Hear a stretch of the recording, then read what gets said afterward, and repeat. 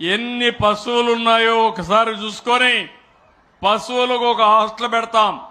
నిన్నటి వరకు పిల్లలకే హాస్టల్ పెట్టాం, వృద్ధులకు హాస్టల్ పెట్టాం, ఇప్పుడు పశువులకి హాస్టల్స్ పెడతాం.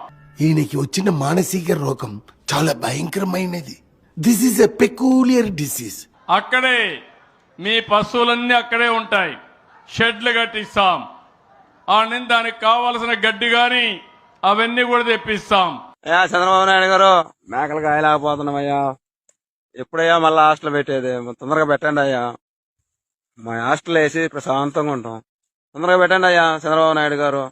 కాయలేక పానం పోతుంది. మీరంతా పాత రోజుల్లో ఇంటి దగ్గరనే పశువులను పెట్టుకోవడం, గొర్రెలు పెట్టుకోవడం ఇవన్నీ చేస్తున్నారు.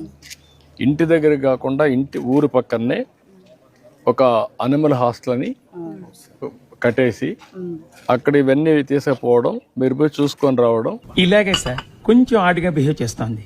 కొంచెం ఆడుగా బిహేవ్ చేయడం కాదు సుబ్బారావు గారు, పిచ్చండి ఇది.